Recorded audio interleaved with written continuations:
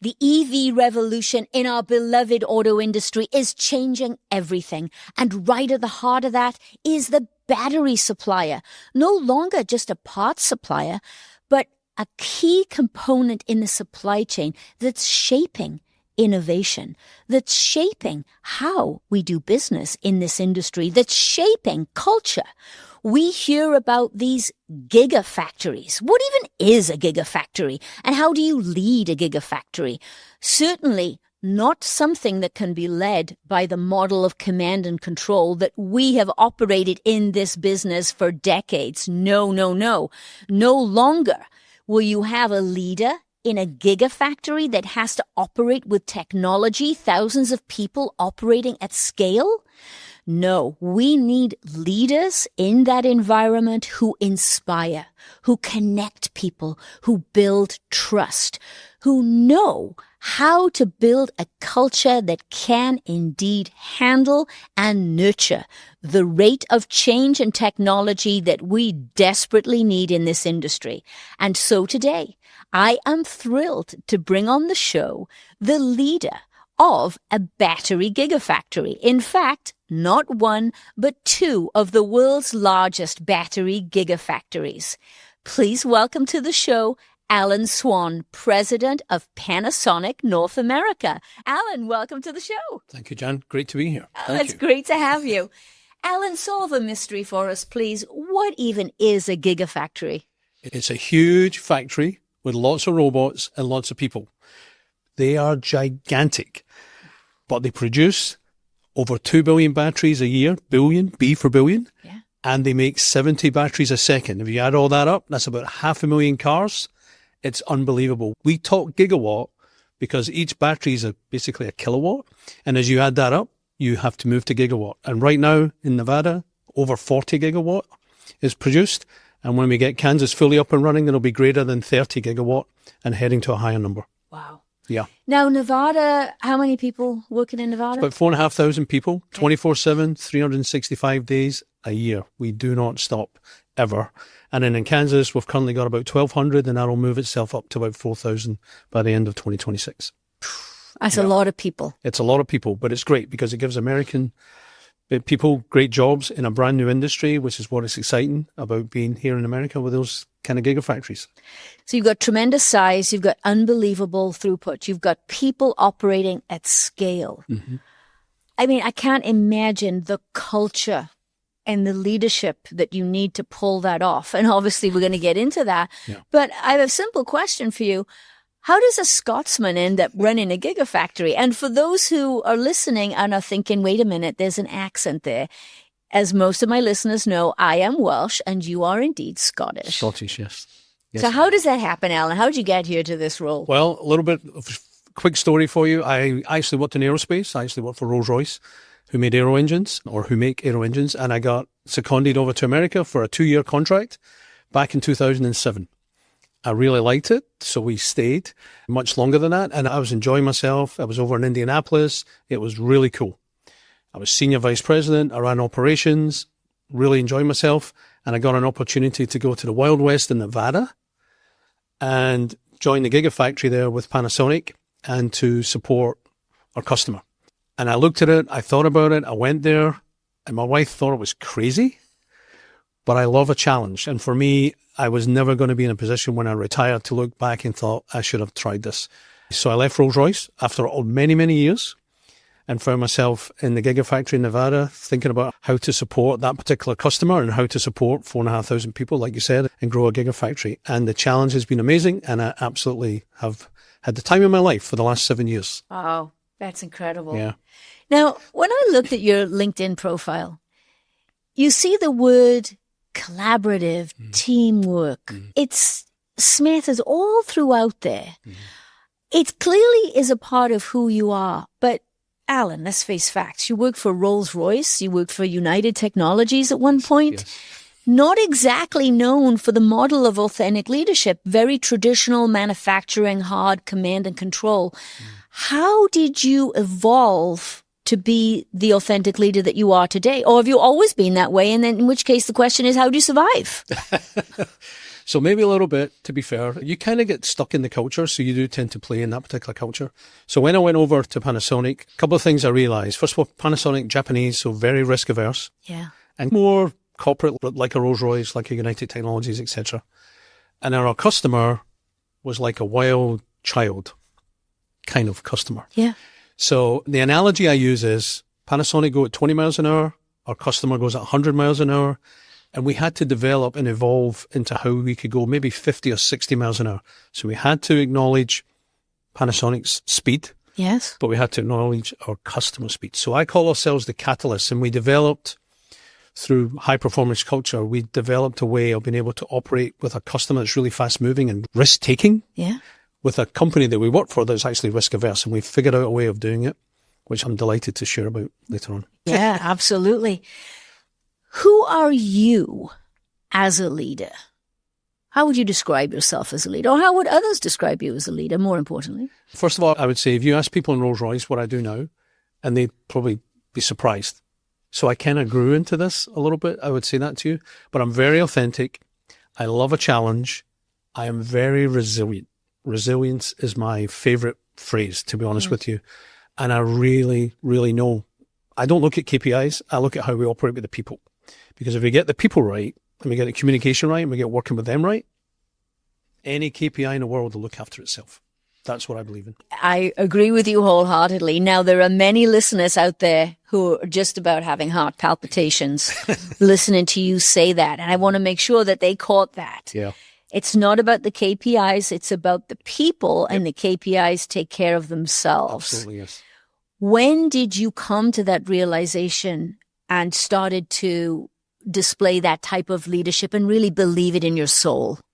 Well, the atmosphere we were in, we had to figure out how to operate at this 50 or 60 miles an hour scenario. And the way we figured that out was to be very authentic in how we measure things, but to measure right from the base all the way up. So we do the same measurement whether you're in a department or whether you're in an executive meeting. It doesn't matter. My name is at the bottom of the org chart, and I tell people that. And we've got one job as leaders. That's to make sure our people have got the right tools to do their job. They're accountable for doing the job. We're accountable to make sure they've got the right tools to do the job. And that's what we hone in on every single day. And by doing that, we created a real amazing culture that, quite frankly, KPIs are irrelevant because you just keep blowing past them all the time and everybody wins. And we use this catchphrase, did you win today? Mm. We use that phrase a lot in the factories. Did you win today? And that doesn't matter whether you're a staff person working in procurement or a quality person working in as a staff person, or whether you're an operator on the floor. It's irrelevant. Did you win today? That's a very simple phrase, but it's got a lot of stuff in it because, first of all, what are you trying to do to win? What does that even look like? So you have to know what that looks like. And so we help people understand what that looks like, a kind of scorecard, so they know. And then they just focus on that. And then we operate an escalation tool that means that they don't have to worry about things that are outside their control. But that's how it all comes together. And it's been, like I said, the last 7 years have just been amazing. So amazing. And watching people grow has just been the best thing ever. Yeah, it is, isn't it? It is what leadership is about. It's about how you impact the lives of other people.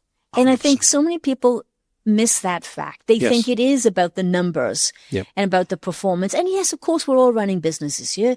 Yes, you have to have that. But if you understand the fact that it's the people, that it's the actions of the people doing the task that create the result is that you're looking for, if you can get at the heart and mind of the people initially, then the rest just happens. Absolutely. But if you focus on the KPI, you focus on the number, it's a dead body. It's already happened. Typically, it's already at the end of the line. Yeah. And then try to go back at the people, forget it. It's just, it doesn't work. Exactly. There's spot on. And I would give you, again, two phrases for people that may be useful. Number one is we're very clear that we change the world. In the batteries we produce, brings electrification, which obviously has the green impact perspective. So we have very much a mission that anybody who works in our factories help change the world. That's number one. These are not in any particular order. The second one would be we change people's lives. We've got people coming to us who have had jobs but never really had a job like this where they can grow. And because it's so early in the electrification of automakers, we're so early in it, the growth is huge. So when people come in, they can very quickly find themselves getting promoted. It's what they want to do. And we use this phrase, we will create the environment for you to be whatever you want to be. That's the phrase we use. Yeah. And people take that, and we watch people change their lives, but not just for them, but for their families. Yeah. And that, to your point, touches people's hearts, and that's huge. And then you get a very much motivated group of people who just want to do more and more. Yeah, that's great. Now, you've looked at the 21 traits of authentic leadership. I have. What resonated with you? Yep. The biggest one is resilience. Yeah. That's the biggest one for sure. And if I may, again, I'll dip into the culture that we use. Yeah. So one of the things we say to our people, first of all, we never blame anybody ever. Nobody gets the blame. So if we have a problem, we accept it with a grateful heart. That is our message. Then we go about looking at that problem, understanding what happened, getting to the countermeasure, fixing it, and then we eliminate that particular problem. That's quite different from the industries I've worked in before. Yeah, it's different to traditional legacy Exactly. auto. So nobody gets the blame, and you accept the problem with a grateful heart, and then everybody focuses on it and eliminates that problem. That's how we deal with the issues that happen, because it's a big factory. There's lots of things happening in a day, to your point. Yeah. Thousands of people, so things will happen. But we create an atmosphere where things happen, but then we deal with it. And our other phrase is we believe it is inevitable that you will fix the problem if you accept it with a grateful heart, and no blame game, no blame culture. So these are some of the things that we created, and it's been super successful. Because if you think of Nevada, if I can focus on Nevada, Nevada's not a manufacturing area. Got lots of operational experience. It's mostly a tourism kind of part of the world. And so we've got people who basically have been in tourism, who come into these factories. We train them. We're very thorough in our training and how we do it. We show them how we want to work, and they embrace it. And it's just been wonderful. All they need is energy and enthusiasm. And boy, do we have lots of that in Nevada and in Kansas, obviously now, but more in Nevada, because that was the first one where we had to learn. And we made lots of mistakes. That's where the resilience comes from. Yeah. This idea of no blame culture. I know I've got some listeners out there right now going, well, wait a minute. How do you hold people accountable? Talk about that, the relationship between accountability and blame. Yeah, well, everyone's accountable. Like I mentioned, my operators, they are accountable for doing the job. Our job is to give them the right tools, as I mentioned earlier on. So everyone's clear what they're accountable for. But the blame piece is if something happens, we never blame a person. We blame the process or the circumstance that happened. And our whole focus is on understanding it and then getting it fixed. That's the focus. The focus isn't what happens. There is no blame piece. And if I can touch on it, so we use what we call CIG, control, influence, and gravity. So control means if a department's had a bad day, and it can happen, machine goes down or something's happened, and they believe they're in control of recovering that situation, then it stays in the C category and it stays in that group who are accountable for making that happen. Influence means you can't fix it yourself, or your team can't fix it. You need someone else to help you. So that could be quality or engineering or something. Yeah. Need to help you. Gravity means you've tried to work with someone, say from engineering, from an influence perspective. You haven't been successful. And it automatically moves to gravity, which means a leader steps in. And that could be me. So if I can play this out for you, we use dates as a key ingredient. So if the control team, the team are managing their particular department, if they say, hey, I need this fixed by, I don't know, Friday, and they can't fix it by Friday, then they pull somebody in from an influence point of view, but they need it fixed by the following Friday, and the influence team, so engineering go, we can't do that. Sorry, we're going to be another week. It automatically goes to gravity. And the situation will be that if it ends up in my desk, I'm the one, I have to go to the team. I usually have to make a decision, but I have to go to the team and I have to explain what we're going to do.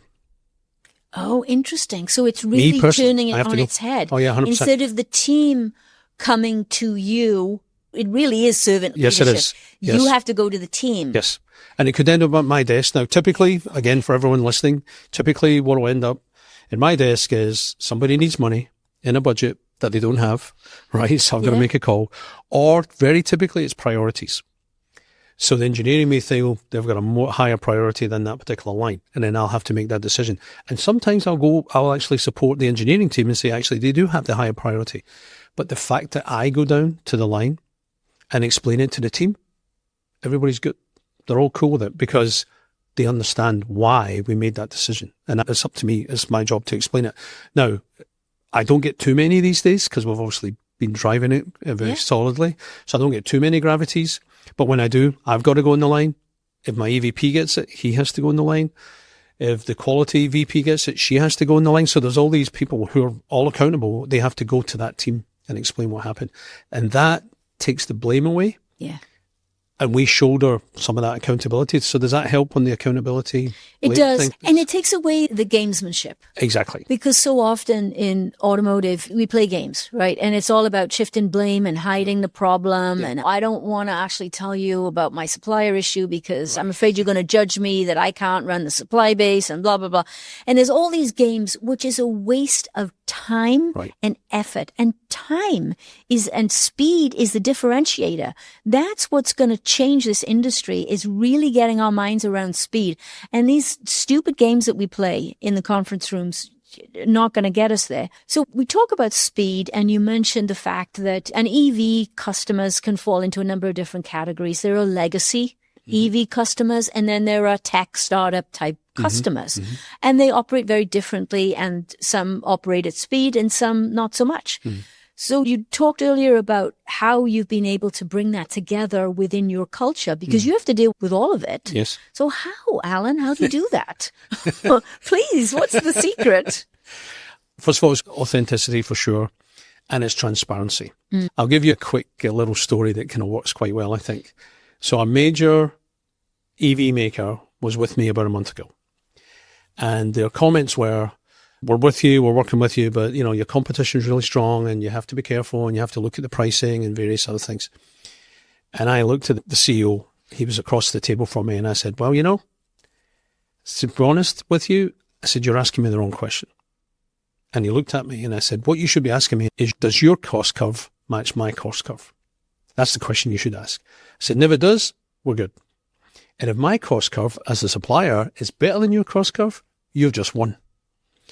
But if my cost curve is worse than your cost curve, then we get together and we figure out what the gap is and we figure out a way to fix it. That's the difference. Does that make sense? Yes. Whereas it's in cost curve. Curve, yeah. Yeah. Yeah, sorry. Curve. Oh, yes, my accent. Curve. Sorry, everybody. Yes, cost curve. Okay. But that's an example of the philosophy of how we operate. Yeah. And how you can deal with legacy and with, to your point, the new tech startups, and how you just approach it completely differently, and you deal with a different way of working with it, and you get rid of that wasted time, to your point. And it's 70 batteries a second. We can't afford. Yeah. There's no gameplay in it. And we don't stop. Like I said, 365 days a year we work. So we can't do that. We have to find another way where speed and not stopping is key. We can't do it. So if you find yourself in that us and them and that whole thing, that'll be a disaster. That would be a disaster. Now, this culture, Allan, that you describe, which I am all in on everything we've talked about so far, is that something that you brought to Panasonic? Was it already there? How did it evolve? So it's interesting. As ever, it starts somewhere and builds into something else. So actually, it was originally Rolls-Royce brought this in as a high performance culture. And I was part of that when I was in Indianapolis, and it worked really well to a point. To your comments earlier about it's more of a traditional command and control business. So it didn't really land. Panasonic are more of a command and control business. That's how they operate. But we had to do something different. So I had this tool bag, if you like, of high performance culture, and then we adjusted it. Okay. So we played around with it and helped it figure a way out of how we could make it work better. So we had it partly, and then we adjusted it to suit the environment and the culture we wanted to create in the Gigafactory. And by doing that, we've just learned and we've grown and grown and grown. So we keep changing it and tweaking it. Yeah. And we get feedback from our people and stuff like that. And we go back and forward and we just keep working at it. So it started off as one thing in Rolls-Royce and then morphed into something completely different as it does. Oh, that's where it came from. incredible. Now, how do you handle those people if you hire somebody new from the outside and they're all command and control and they walk into this? They got to be like, what the heck is going on here? How do you handle that? So there is a turnover at leadership sometimes if we've got it wrong. We do spend a lot of time on the interview process to really make sure that the person can be comfortable in that culture, because not all are. Yes. And I've met some amazing people from around the auto industry and others, and they are just amazing. I mean, their resumes are to die for, quite frankly, but their mindset isn't right. And unfortunately, we haven't chosen them because their mindset, it won't work. Because you can't be in an ivory tower somewhere sending emails. That's not, you got to have the sleeves rolled up and go on the floor and do the thing. And like I said, go and talk to teams and really spend a lot of time on there. And if you don't have that mindset, it won't work. And some people can adjust really well, others not. And then one other thing I would say, Jan, which is interesting, we actually like to be uncomfortable because we're in this disruptor phase, right? Yes. That's where we are right now. We're not in a settled industry or anything. We're quite disrupted. So you have to feel uncomfortable. So problems coming at you, that's why we accept them with a grateful heart, because problems will come at you every day. But your attitude to win through that problem and to work that culture is really, really important.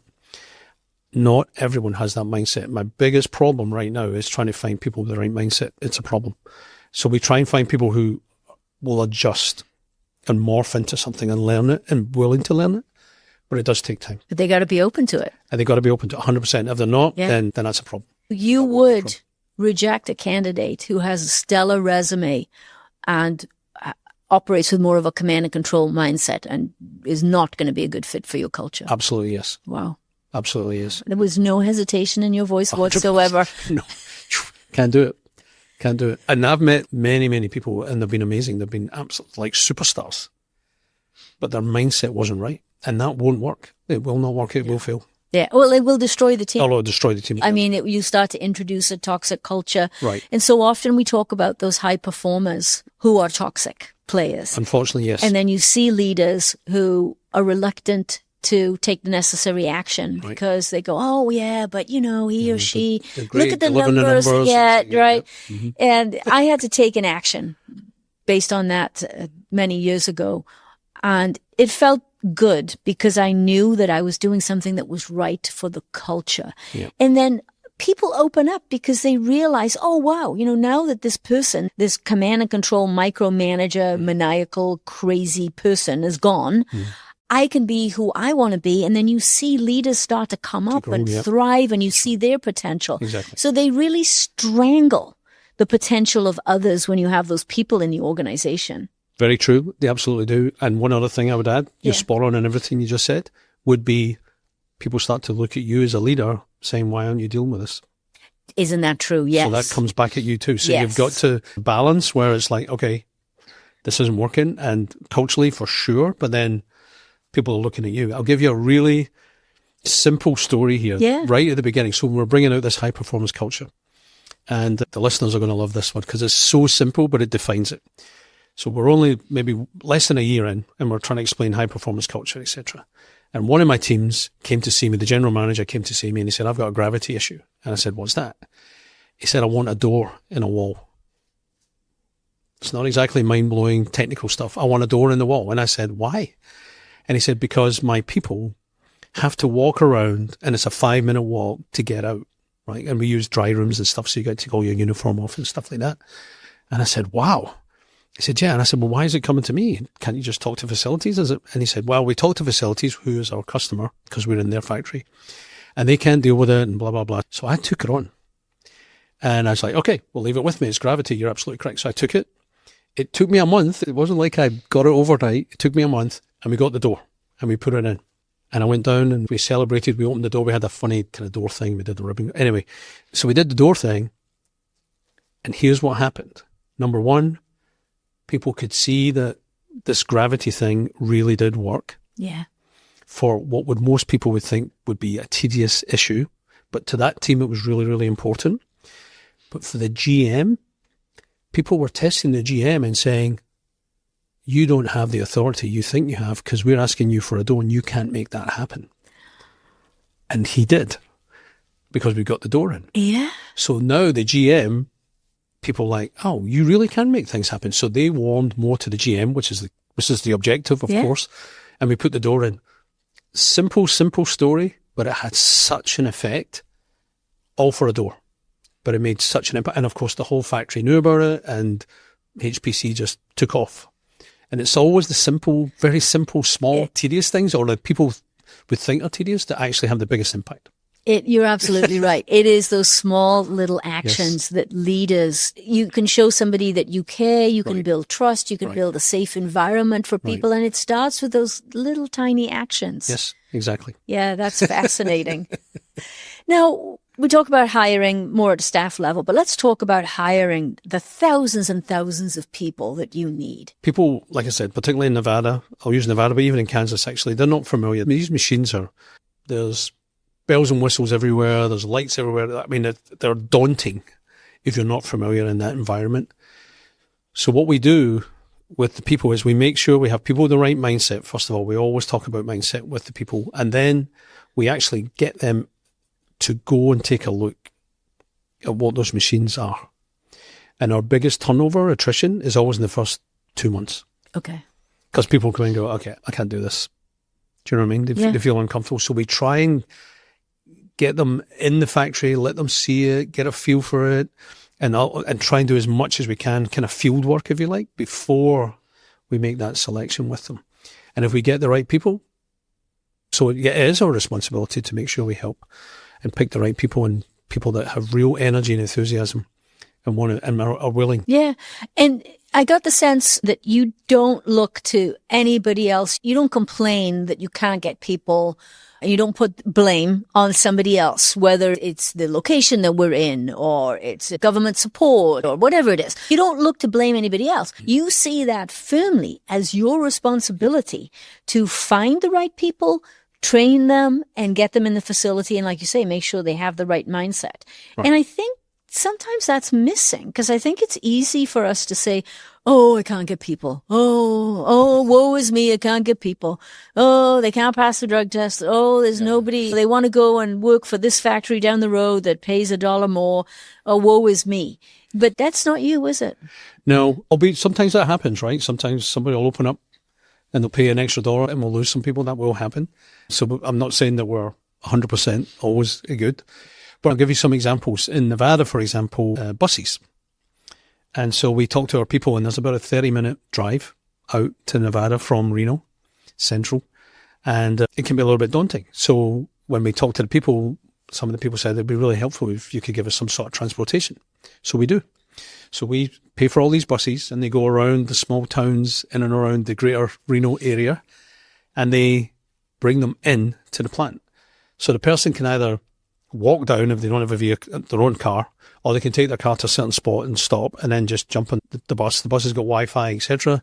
And so for 30 minutes on the way in, they can chill out a little bit and we can bring them to work. They don't spend money on gas, etc., etc. So there's things we will maneuver around what we think is that topic, and that's where the people are really great, because they'll tell us, and then we'll figure out a way of getting rid of that problem. Yeah, that's great.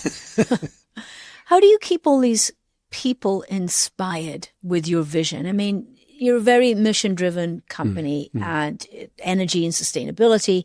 It's easy to craft a vision and mission around that. But you've got to keep these people motivated 24/7, over 8,000 for the 2 facilities, eventually when you're at full capacity. How do you do that?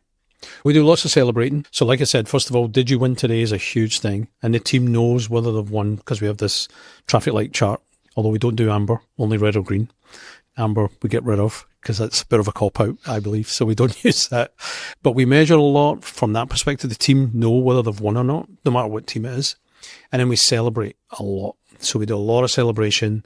If people get to a certain performance level, we also measure culturally how they're performing.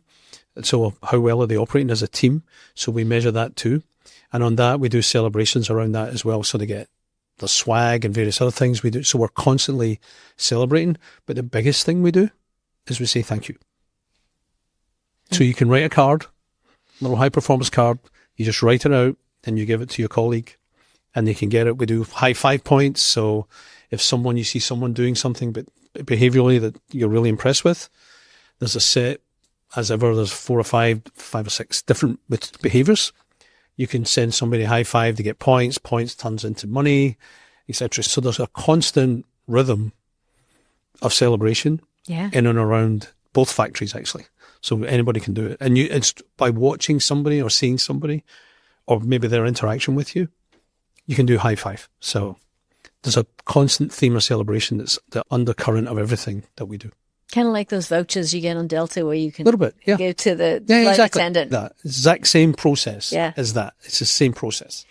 We call it high five, but it's the same thing. I think that what's fascinating about that is it's completely the other end of the spectrum to the way that we often operate in automotive, which is we look to scold somebody or blame somebody when they do something wrong. We put more effort into that than we do focusing on recognition and congratulating them when they do something right. And that's how you motivate a human being. Right. 100%. 100%. And that's what we do. So that fits in with everything that we're trying to do. And of course, as you know, from a leadership point of view, if we walk the talk in particular and they can see us, and I keep telling my team members, leaders, if you're talking, it's irrelevant. It's how you behave is going to be the key because people are going to see you, and we know how to do that. And we've been, look, did we get it? Did we get it right in the beginning? No, we had to learn our way through it. We've been doing this for 7 years now, so it's taken a little bit of a while, but we've really crafted something beautiful, and we've now taken that over into Kansas, and the Kansas team are up and running, and they're excited. We had a huge celebration with them, and we actually asked them to fill in a small card on why they joined Panasonic. And some people were just, I mean, it touched your heart. Yeah. It touched your heart what they wrote. They wanted to help change the world, or they wanted to get a really great job so they could support their children. And none of it mentions KPIs, ever. That's mention amazing. KPIs. Nobody mentions KPIs. It's about the people. It's always about the people. Always but it's huge. It's very huge. Leadership in one word for you is what? I think authentic, if you ask me. I think one word would be authentic. I do not fear about, like, if there's a problem, I'm in there, my sleeves are rolled up. I don't care that I'm the president, I'm in the middle of it. I don't do a lot. I'll just ask some really dumb questions as a president and talk away with the people. And sometimes I can help because there's a priority there or something, and I can help clean that up a little bit. And I just ask questions. But we spend a lot of time doing that. We do Gemba walks every day. So every day we're on the floor. We walk every day on the floor. We'll go to a different department. And again, we let the team tell us their story. And then we either coach them or we see where they need help. And there's just a constant dialogue. So people never fear that they're on their own and they've got a burden on their shoulder and like they're frustrated, like the famous door story. Yeah. They don't feel frustrated. They feel, hey, if I've got a problem and I want to describe it, I know somebody's going to listen. And that's huge. I think that's the biggest problem of certainly my experience working on a shop floor or around a shop floor, which I've done most of my career, is that the shop floor people really truly feel that, they don't care about us.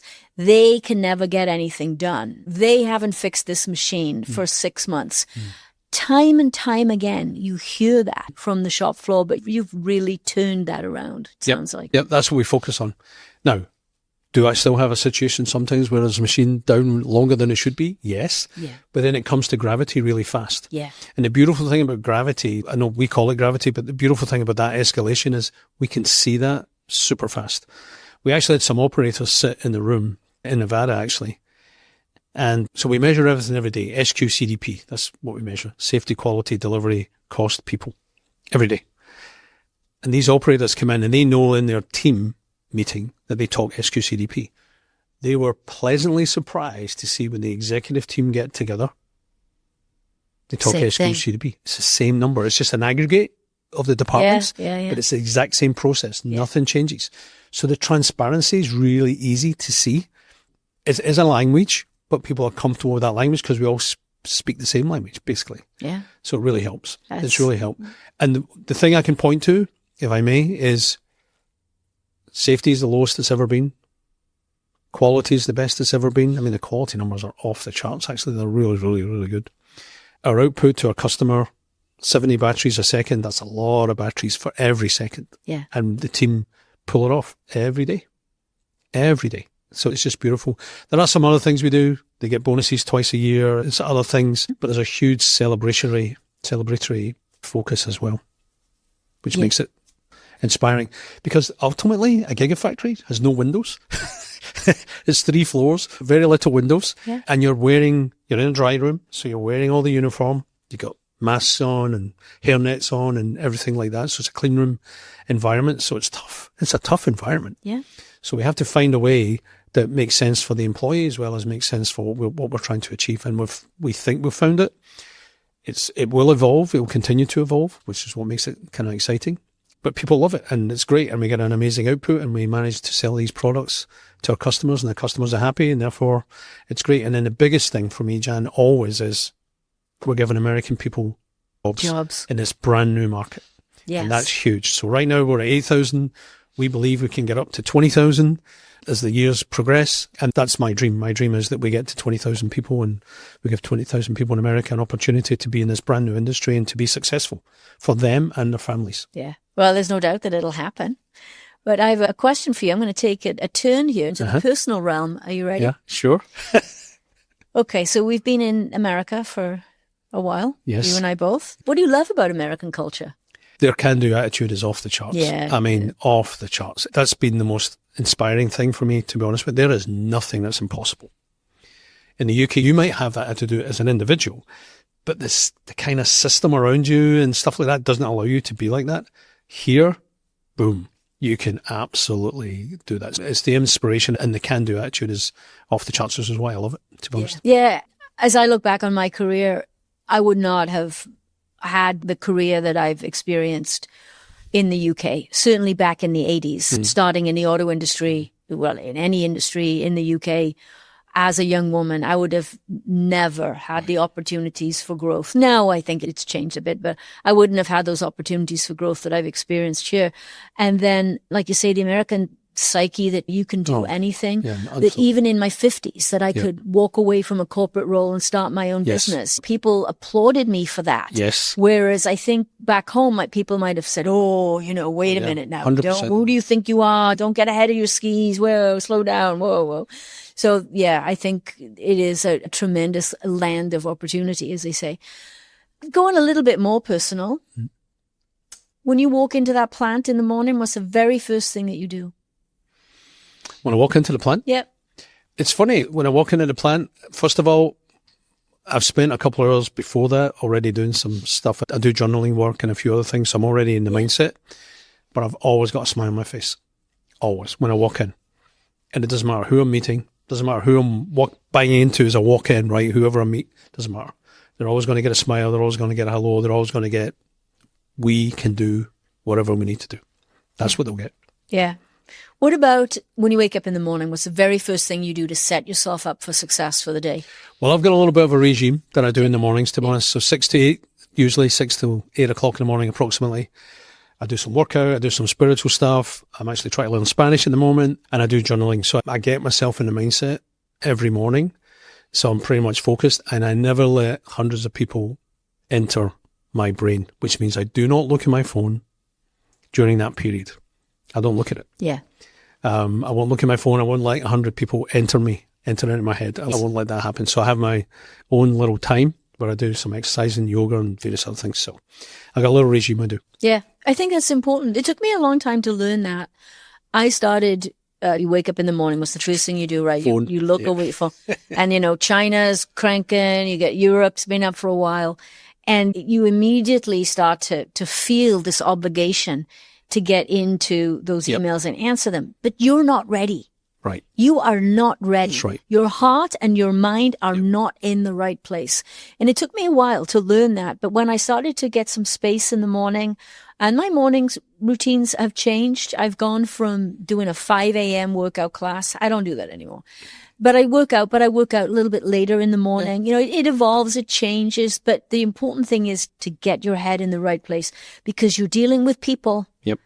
And you wake up and you jump into something and you're crabby and you fire off a nasty email. Not good. 100%. Yeah. 100%. Not so, yeah. good. So I don't let the 100 people in. That's what I call it. I don't look at my phone. That's a good idea. That's a good idea. What podcasts do you listen to? Podcasts, actually, I'm a bit of a fiend on, so I have Financial Times, Wall Street Journal, etc. So I'm a listener. I'm an audio book person. So if I'm not reading a book or listening to a book, then I tend to be focused on the kind of current affairs of the day. Yeah. So FT is brilliant for that. I can flick on the FT and it just goes through a whole bunch of stories. So that's where I tend to spend some time. And then driving into work, there's a few podcasts that I click on that's more about today to hear what's going on around the world and stuff. So I've recently added Bloomberg, Squawk Box, and the Wall Street Journal podcast. And, Bloomberg has so many, but I love it because some of them are really short, quick hits, and then others you can choose. I agree with you. I like the kind of magazine effect thing. So Squawk Box is great. I love Squawk Box. That's very good. If I've got the TV on, and I usually don't have, but if I do put it on, I'll put the Squawk Box on in the background if I'm messing around. Again, I'm listening because it's a magazine quick hit. Yeah. And if there's a topic that I'm interested in, I can hone in on it. Yeah. What do you do to relax? I love the sun, so if I can find a place in the sun and just sit and relax in the sun, I'm a classical music buff, so I like that. And so music, classical music in particular, I enjoy, as well as just relaxing in the sun and just having a moment. Yeah, that's lovely. Parting words, Allan, words of wisdom, if you will, based on your experience in what you're going through right now. For our audience, for leaders out there in the auto industry who are grappling with this tremendous amount of change. I know deep down inside, they want the type of culture that you described. We have to get there because otherwise we're not going to be able to get around this idea of speed and agility that we desperately crave and need. What would you tell them? Where should they start? I think the first thing I'd say is small steps is good. People talk about this leap. I don't believe in that. I actually believe just one small step at a time and just make a difference and engaging. So, for example, if there's leaders listening, go to the floor. Yeah. Go to the floor. See some of those problems. See that door issue that I talked about earlier on and fix it. And you'll be amazed. The catalyst effect that will have will be huge. So small steps would be what I would say to people. You're not climbing Mount Everest. It's just a small molehill. That's all. That's it. Small steps, incremental steps of improvement, one step at a time. You got it. That's it. Well, Allan Swan, it has been an absolute pleasure. Thank you for joining us. Thank you, Jan. Of course. I appreciate you. Thank you.